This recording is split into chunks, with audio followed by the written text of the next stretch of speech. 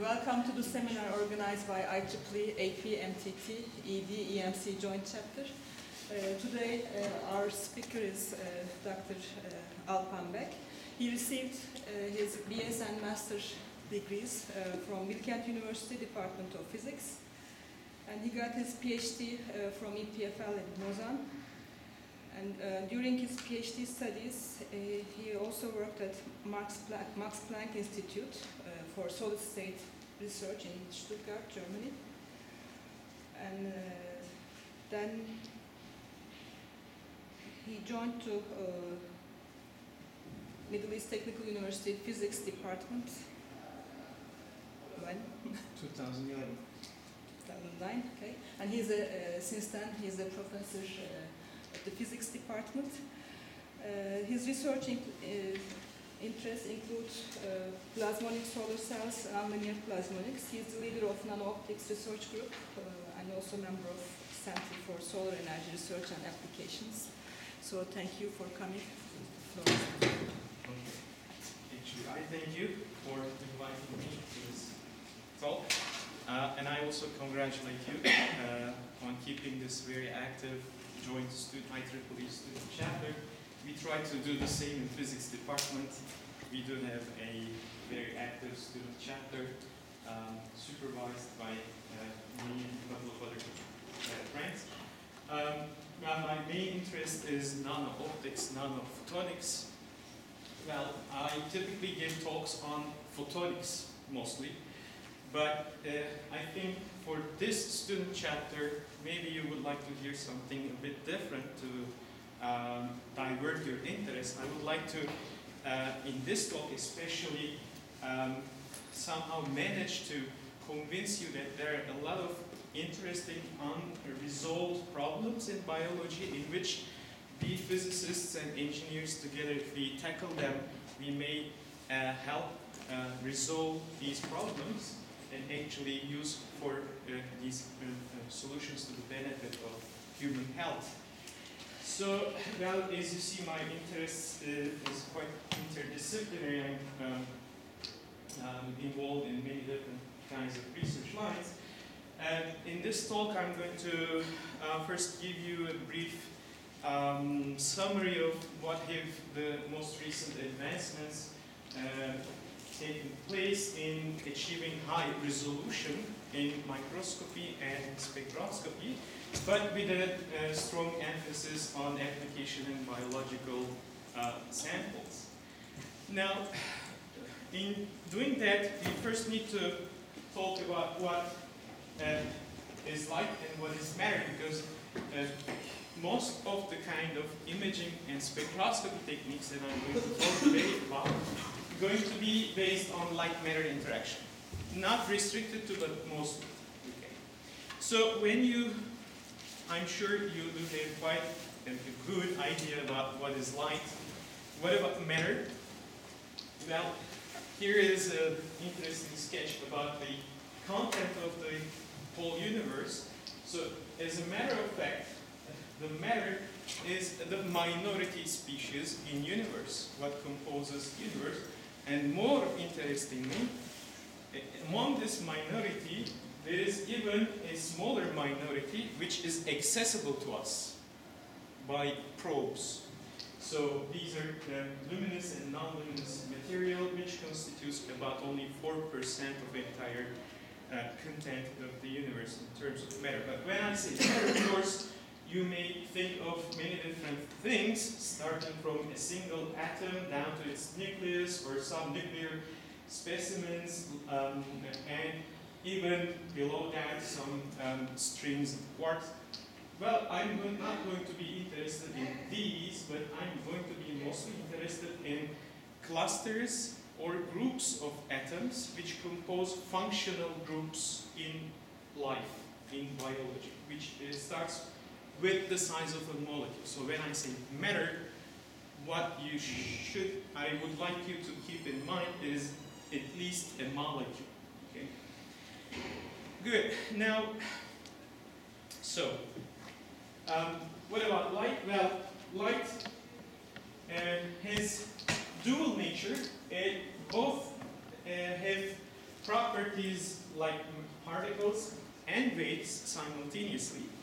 And these photons, the particle nature is attributed to the word photon nature. And this part is mostly important in the spectroscopy part.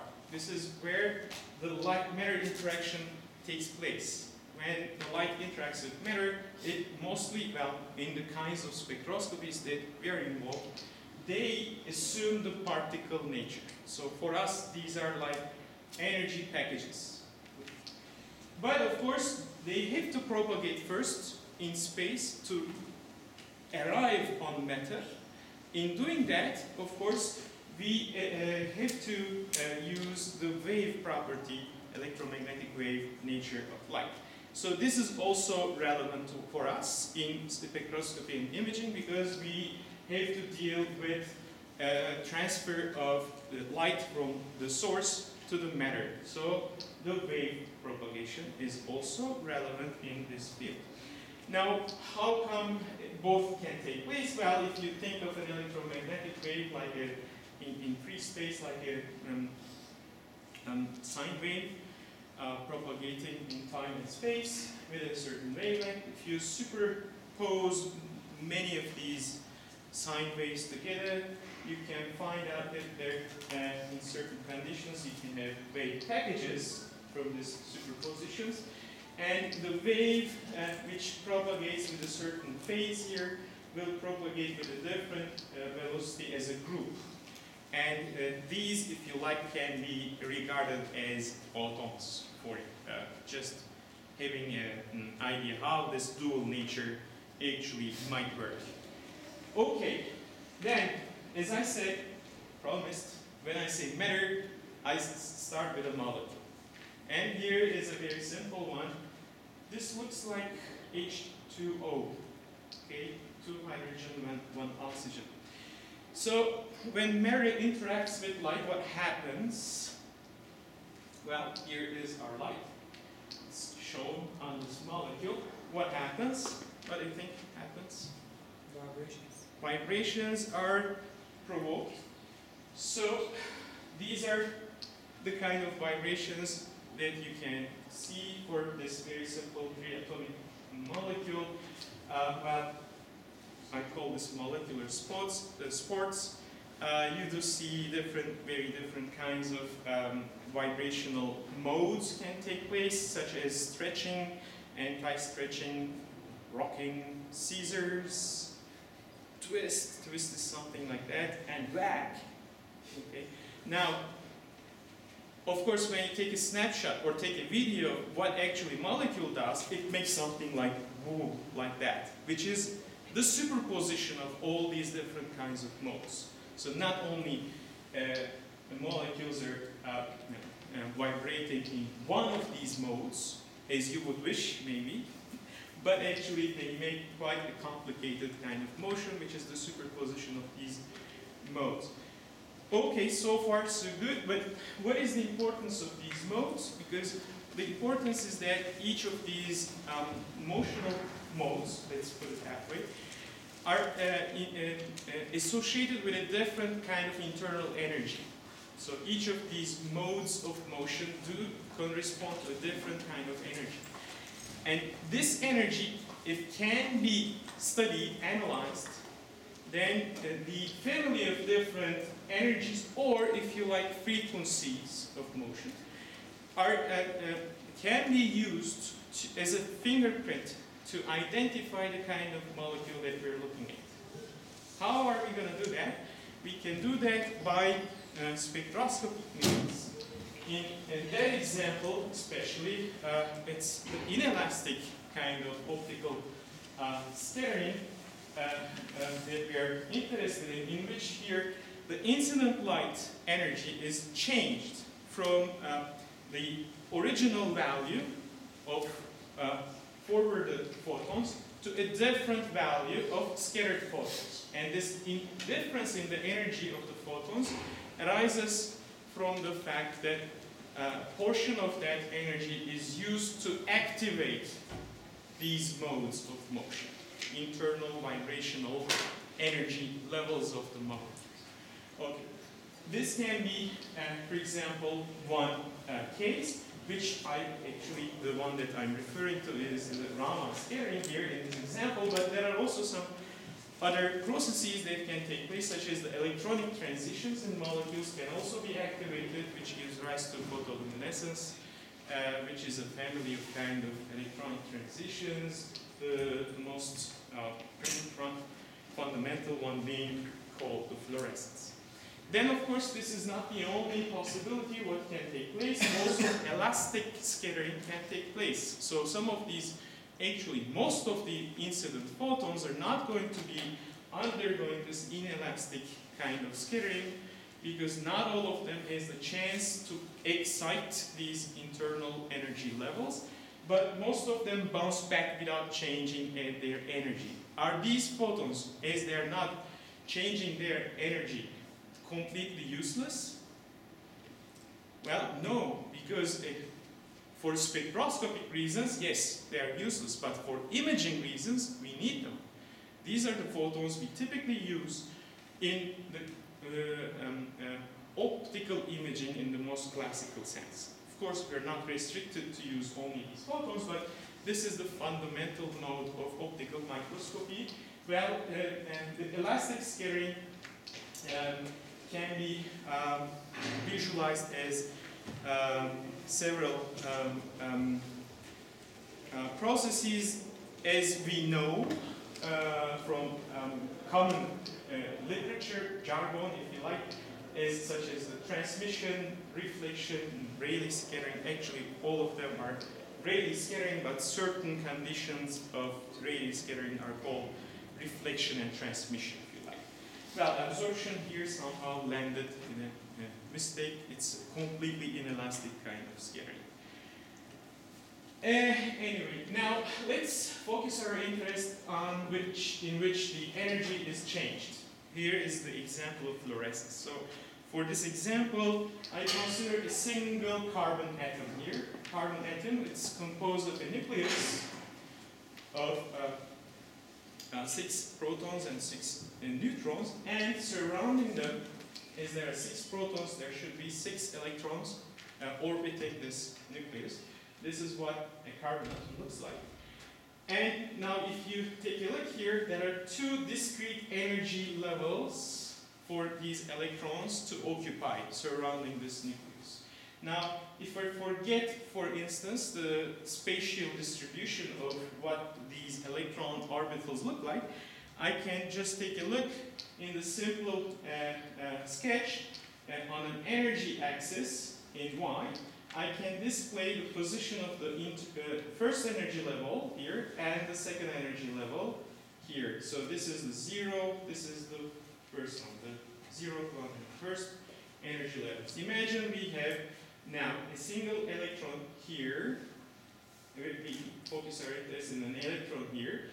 And let's say this outer energy levels are not completely occupied, so there is something missing here. What can happen? Well, as there is no electron shown here. When a photon is incident, it of course is an electromagnetic wave and will interact with a charged species strongly. Here we have an electron. So it will interact with the electron very strongly, and if the energy of the light, incident photon, is equal to the energy difference between these energy levels in this atom, this electron might be promoted to the first energy level from the ground level. Now, in doing this, of course, the photon is going to lose its entire energy. So the electron energy will be will be higher than before if the photon energy is equal to this difference. So this is the case of absorption. What happened here is the photon is completely destroyed, but an electron has jumped from a low energy state to higher energy state. Okay, then what? After certain time, spanning certain time, if this level is still empty, the electron will spontaneously go from this energy level back to the lower energy level as there's the general tendency for the lowest energy in a system. And thereby it will, of course, have to get rid of this extra energy. How will it do? It will, in fact, now release a photon. And this is called emission, photon emission. Good. Now, this is the case in which there is just one single atom. What happens if I bring a second atom, second carbon atom, in the vicinity of the first one? What will happen? This is what's going to happen. This is again the ground level and zero level.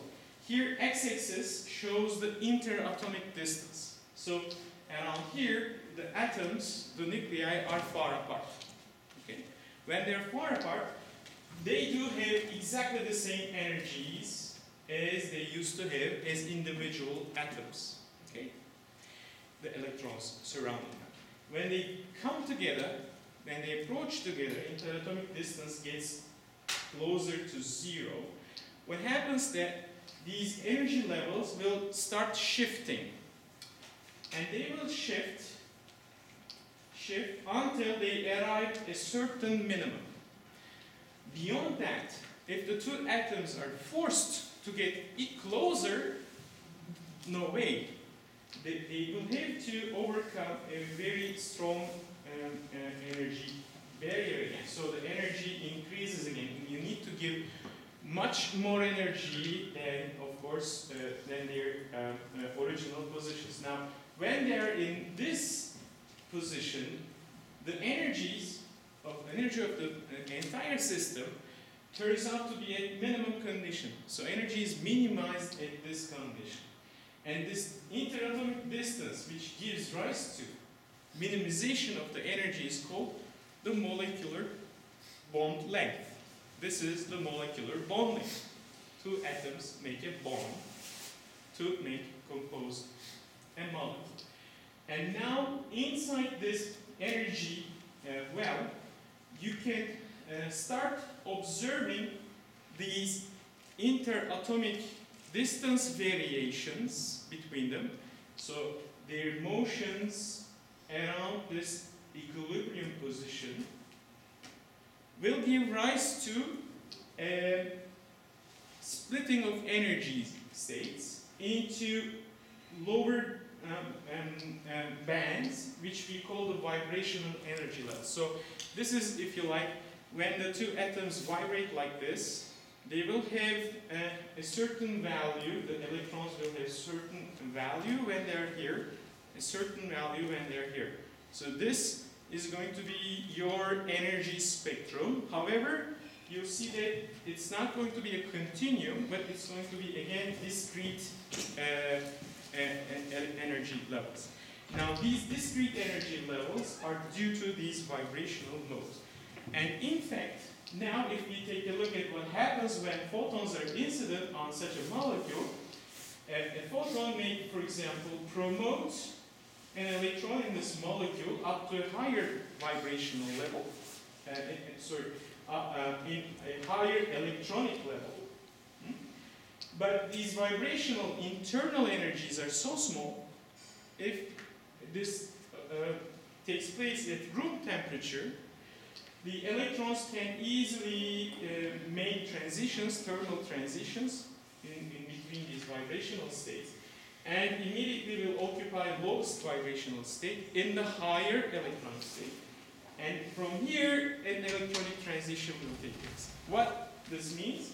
This means that originally you start with absorbing a high energy photon to promote an electron from this vibrational level to that, but then you end up with an emitted photon which is at a lower energy. Okay? Therefore, different color. So the fluorescence can also be visualized as a kind of inelastic scattering, if you like. And here, the original energy and the emitted energies are different, and they come out with different colors. how can we analyze this kind of energy shift in the absorbed and emitted photons? Well, we typically need an instrument called a spectrometer. For example, this is a very simplified cross-section of what a Raman or fluorescence spectroscopy instrument or experiment looks like. First of all, you need a light source which has a certain specific wavelength and releases photons of certain specific energy. This is possible by lasers, for example, or you could use very narrow bandpass filters and white lights, and then you can take just one color out of the white light using that. Then you send this beam of light onto this sample under interest. Then what you need to do, you need to collect the scattered light coming out of this sample, not necessarily always in the forward or backward direction, but you're free to collect it from everywhere you like. Then you send this collected light through a filter which actually rejects the original color, because you're not interested in the color of the laser, you are interested in the shifted photons, shifted energy photons. You can analyze this by sending this beam filtered back from the laser through this filter onto a optical element which is diffractive, so it disperses the light into its color components, and then analyze this distribution of colors using a photosensitive detector such as a CCD here. So far so good. Basically all the spectroscopic instruments do contain these elementary components. Now, how about when the light energy is not changed? Well, this is the realm in which we find useful these photons for imaging, for optical microscopy. And optical microscopy can be operated in both reflection or transmission modes.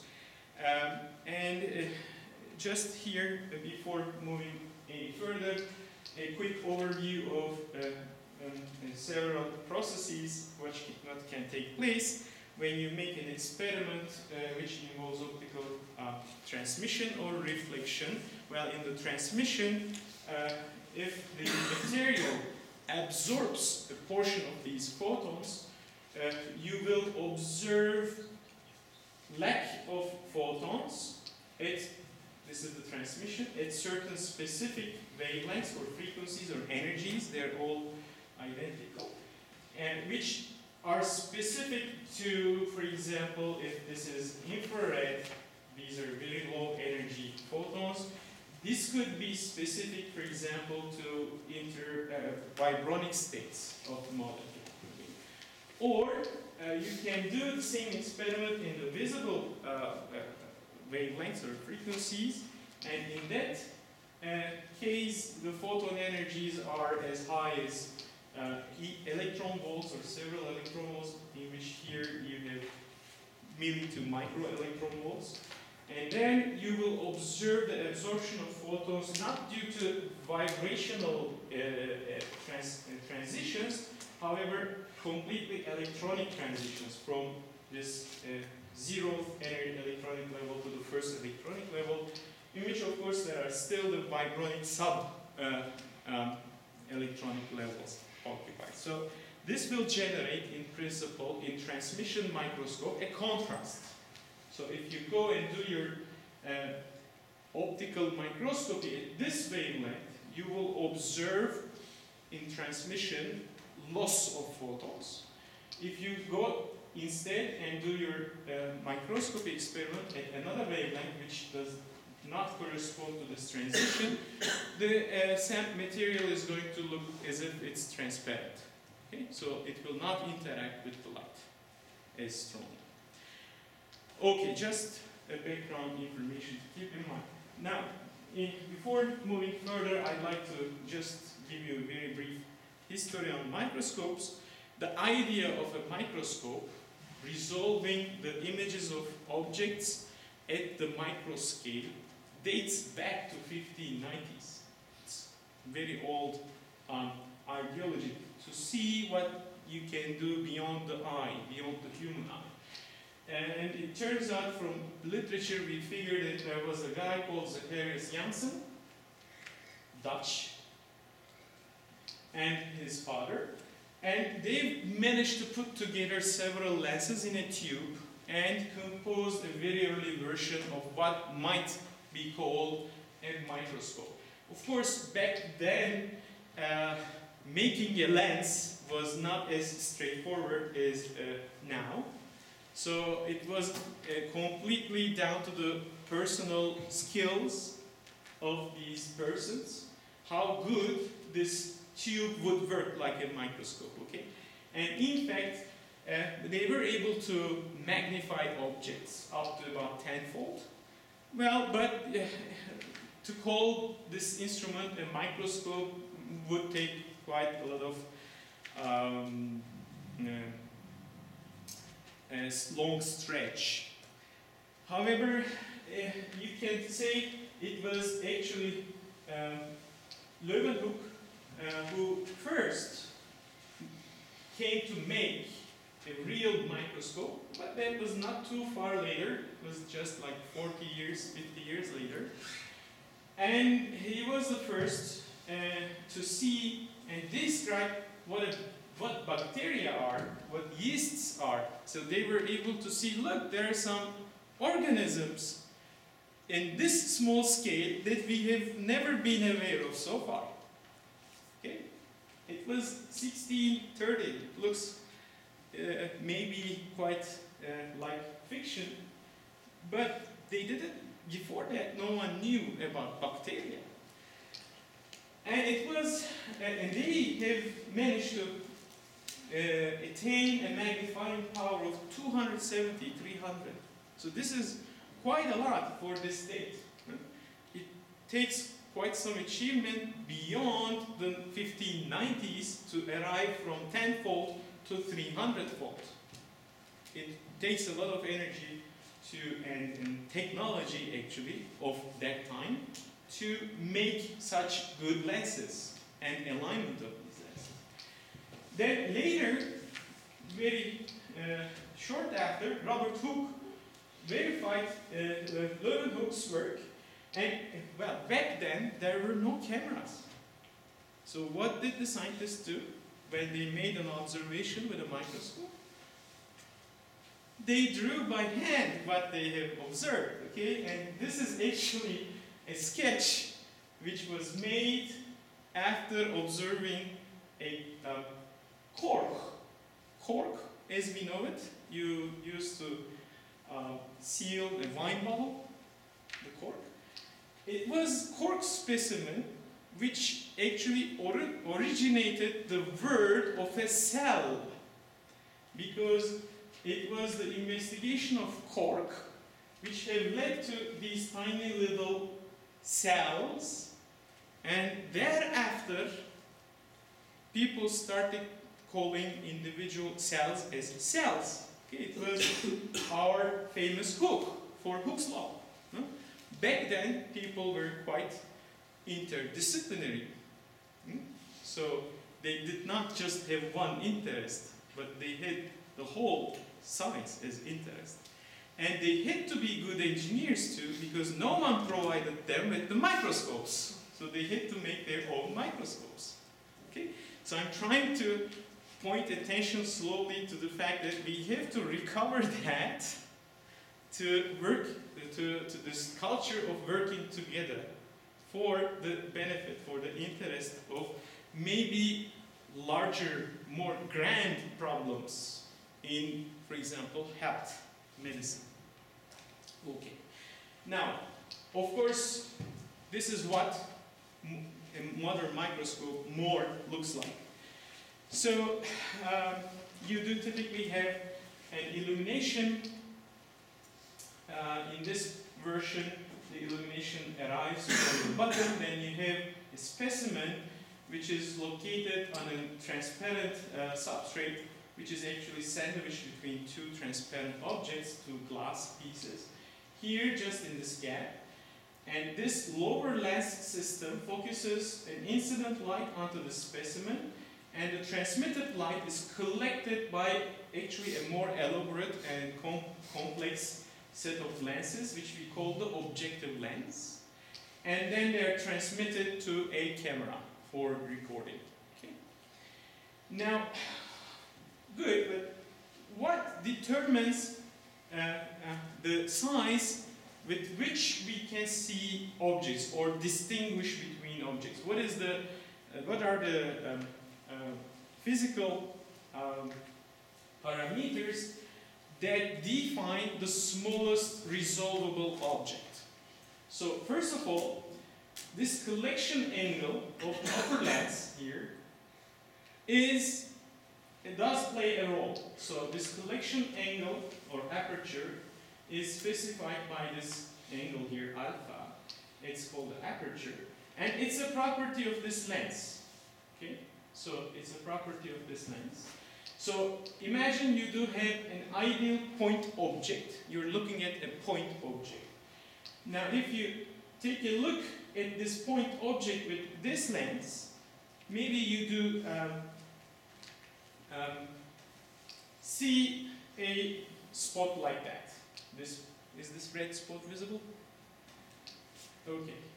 Now, of course, what happens next, you can take another objective lens with a larger aperture, and now if you make this image, you'll figure out that this red spot has decreased, has gotten smaller. Now, if you continue with increasing this aperture, the spot size gets smaller and smaller. So your point-like object will start looking like points as this angle is increased, or aperture is increased. Okay. But of course, this aperture is limited. So you cannot imagine an aperture which is larger than about 180 degrees in the cross-section. Okay. This is one limitation.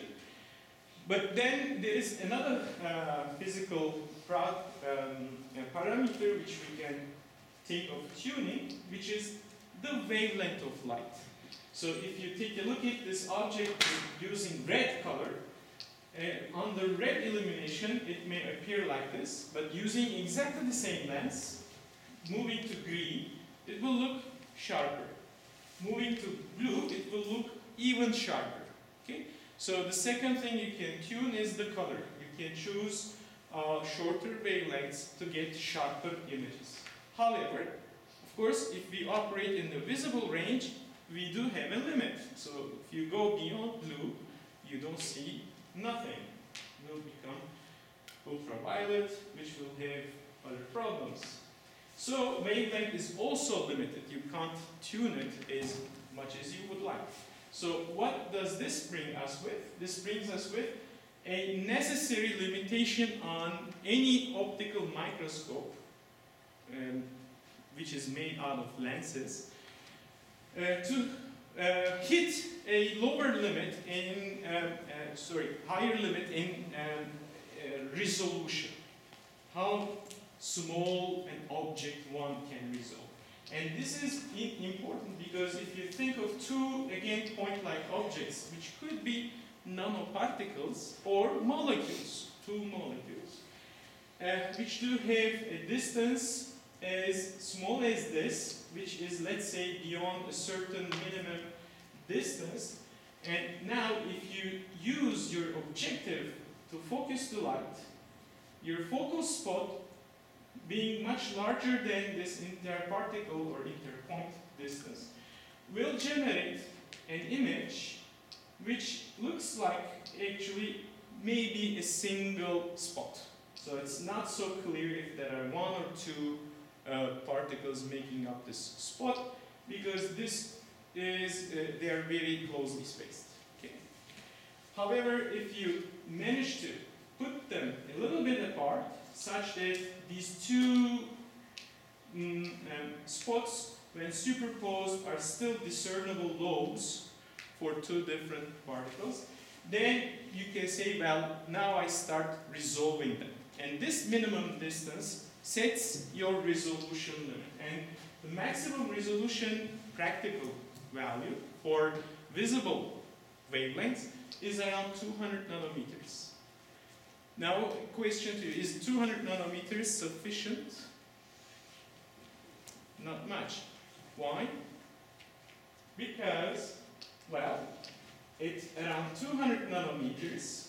We can see, for example, mammalian cells, bacteria, down to perhaps a mitochondria.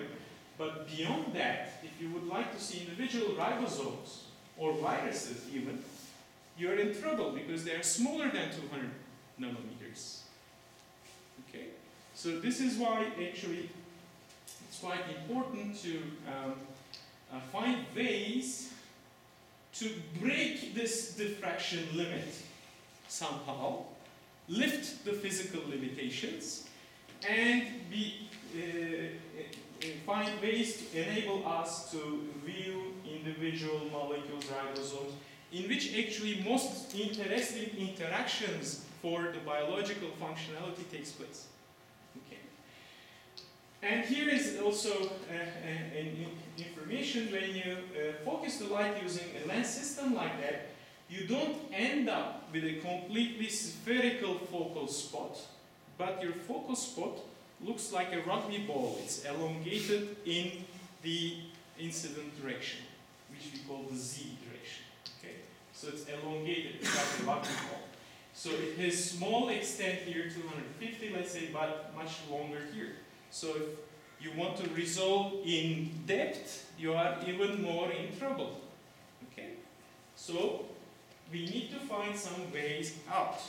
And how are we going to do that? We need to devise methods for breaking this diffraction barrier in optical imaging. And actually it was a 2014 Nobel Prize winners who have demonstrated far-field methods to achieve super resolved versus microscopy. Well, this is from another talk, sorry about that.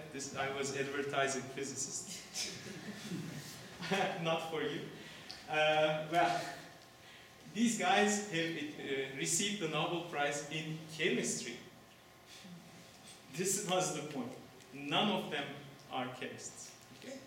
So you see, we are going back, converging back together again. Anyway, how did they do this? I will skip many parts, but just an idea. Now, if this single lens produces this rugby ball-like focal spot, what if I place another lens from below and send the beams both ways to the specimen? The interference of these two beams in the focal spot enables us to get a distribution of light which here cancels out, destructively interferes, but constructively interferes only in a smaller location in the center. Okay? And that way, you can at least increase the resolution in depth. You can reduce the focal spot size in depth. Okay? Now, of course, there could be these little side lobes around. You may find ways to get rid of them. And this technique is called 4-pi because this is the 2-pi solid stereadians space. And if you use two of them together, you kind of take all entire 4-pi space around the specimen. And this is actually what the instrument looks like. Here are the two counter-facing objective lenses. And here is the specimen located. Light is split into two, this red beam, or well, green beam, I think, green beam is split in two from this beam splitter, sent from these two mirrors in counter-propagating directions and made to interfere in the center, thereby achieving high resolution. And here is actually a demonstration. This is the original focal spot with one of these lenses, and this is an experimentally acquired data. This is actually the focal spot size when the two have interfered and the resolution has been increased from 370 nanometers in depth down to 100 nanometers. So it's not great, but it's something. Okay, beyond 200 at least. See, good. But even this was quite a big achievement for Nobel Prize. And here is the demo. Well, I'm going to skip that part, but in the next here, what you're looking at here, in the green color, you see the distribution of mitochondria in a yeast cell.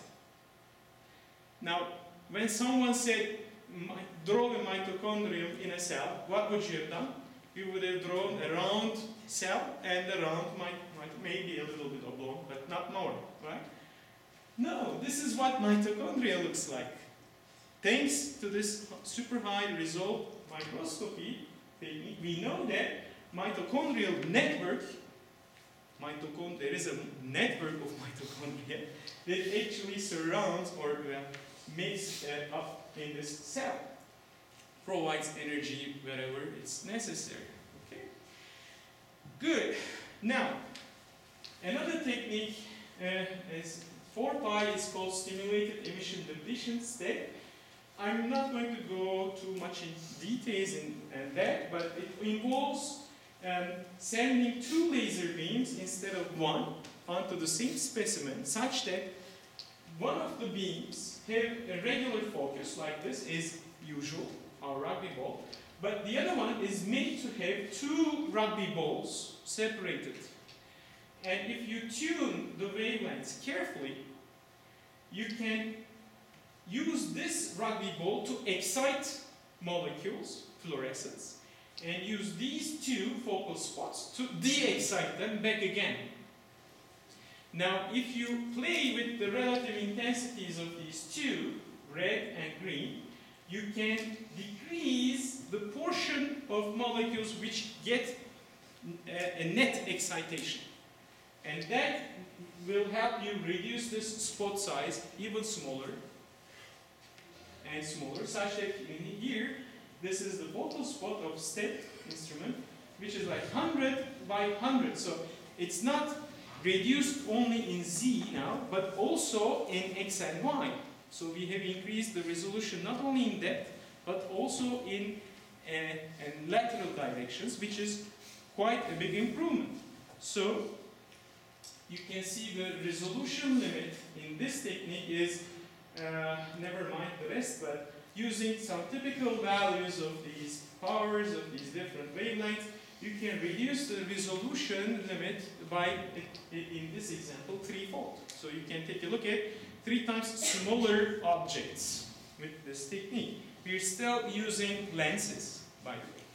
Now, if you use this technique to image a biological specimen, here is a comparison of such 2 scans.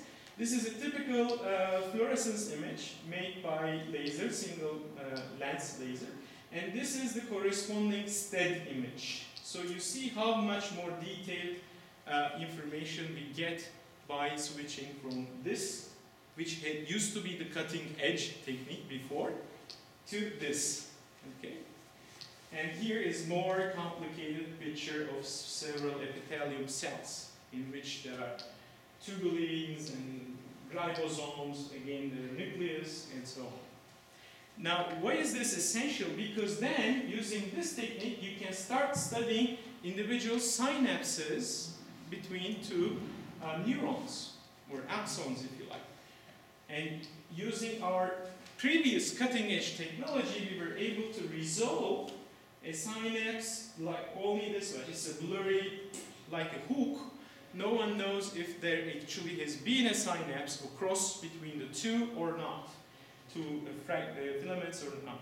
However, if you use STED to take a look at the same location, you can see one strand comes over here, makes a cross right in here, and continues where the other strands come here and goes like that.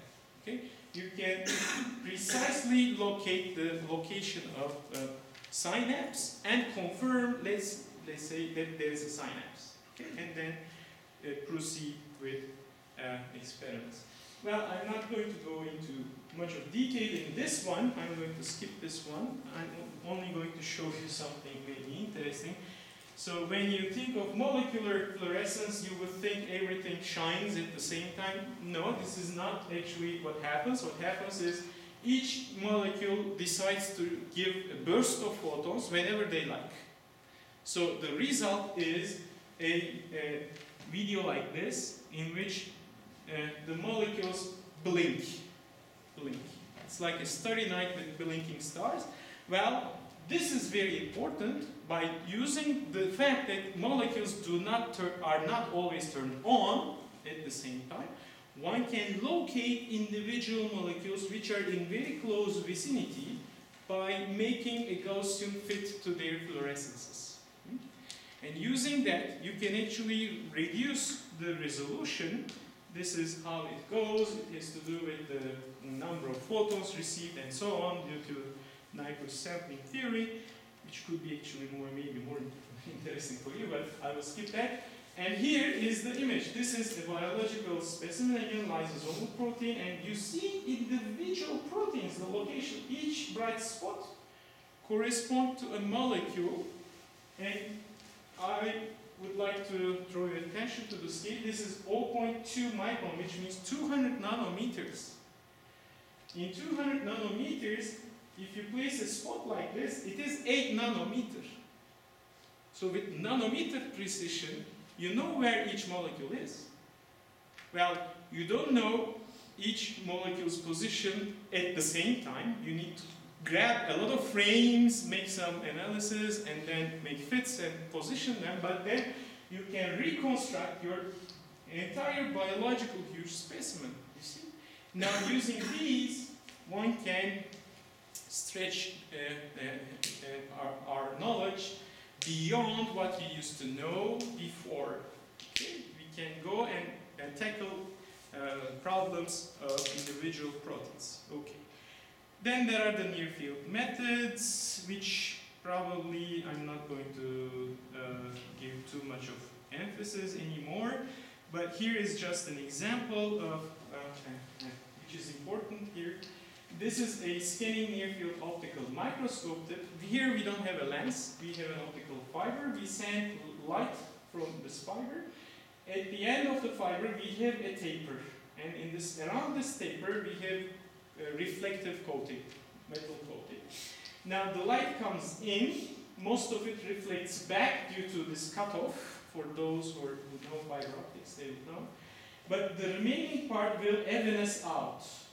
And right here in this tiny little gap, a small amount of number of photons, which is about 10 to minus 6, will come out through this aperture. If this aperture is around several tens of nanometers, then you have a several tens of nanometers large light source. You can use this, go next to the specimen, and resolve the optical image. And what you get are human chromosomes. Look, this is the optical image of human chromosomes. The virtue of these new techniques is that we don't take the chromosomes out of the cells, plug them into electron microscopes under vacuum, which the chromosomes are not useful anymore, and they will degrade. But we studied them in situ, as the events are still going on. Okay? So you can actually start watching videos of live interaction of biological molecules, which is very important. How the proteins are transcripted from DNA is a big, we know a lot, but there is, believe me, a lot of things which we don't know. Actually, we don't speak of that, but there is more we don't know than we know, and what we know already scares me.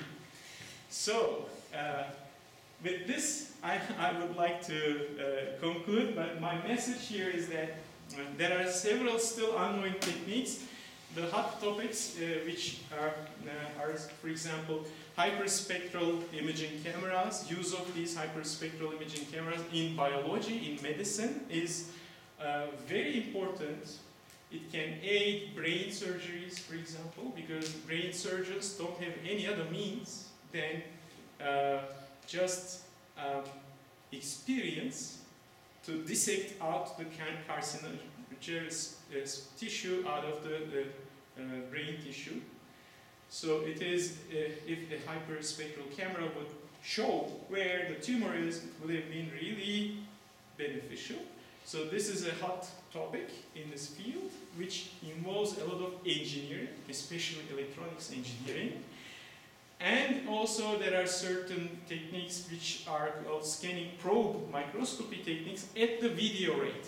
So you can, if you can scan surfaces and generate images at high frame rates, but of course not with a camera from a distance, but with a microscope just where the molecules are interacting and so on, this could also benefit a lot the molecular biological interactions. So with this, I would like to conclude today, and I hope to have attracted your attention in development of these new high-resolution optical and spectroscopic techniques for use in biological problems and resolutions to these problems. Thank you.